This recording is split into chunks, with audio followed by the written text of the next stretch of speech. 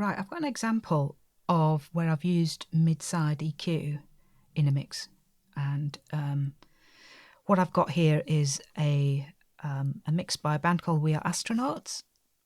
You may be familiar with it, and it's quite a busy mix, quite a lot going on. We've got guitars, keyboards, bass, drums, vocals, so there's quite a lot to squeeze in.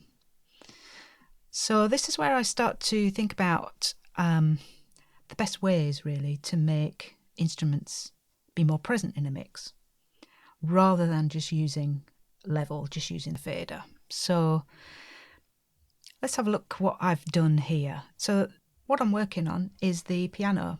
So the piano comes in the choruses, and in the choruses are also electric guitars as well as everything else. So I need to start to think of a way that I can make this piano heard without just pushing the fader up, because you push the fader up the piano and then suddenly the guitars aren't loud enough, so you push the fader up on the guitars and then the vocals aren't loud enough, and you can see how things just start to stack up and it all gets out of control pretty quickly. So we just need to think about the stereo spectrum a little bit sort of out of the box, if you like.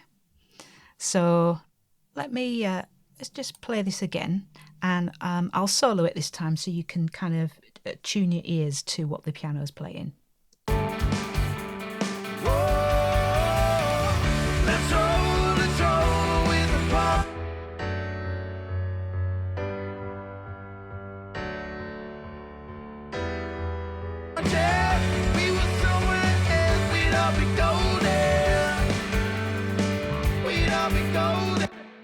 Okay, so this is what I came up with, and it looks like that. It looks a bit scary, but it's not scary at all.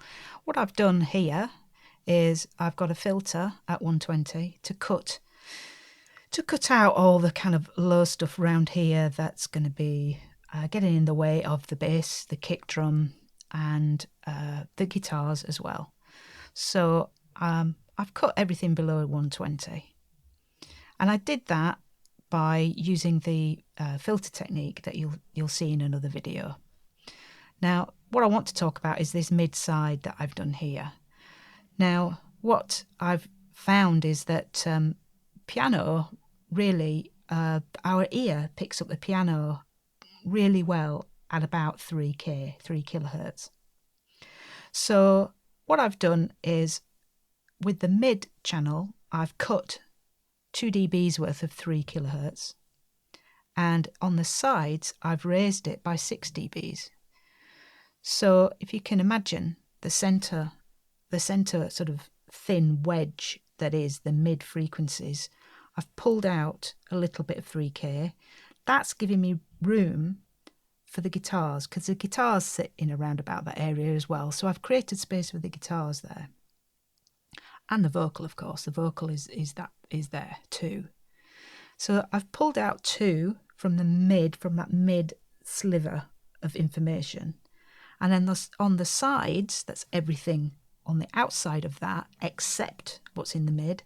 On the sides, I've boosted that by 6 dBs.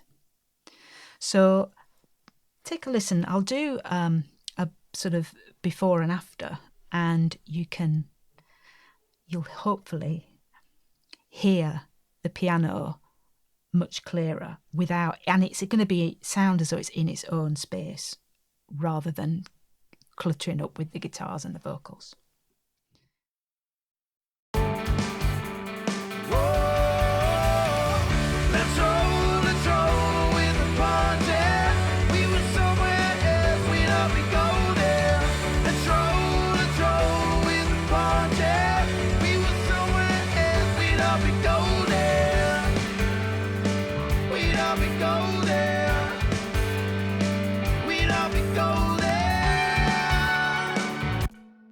Okay, I hope you heard that when I unbypassed it. So let's run through it, go through it again.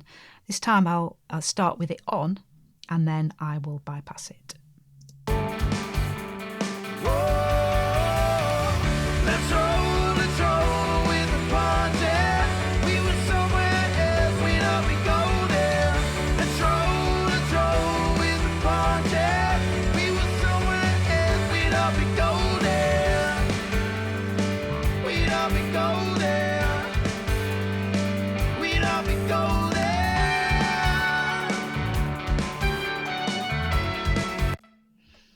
okay.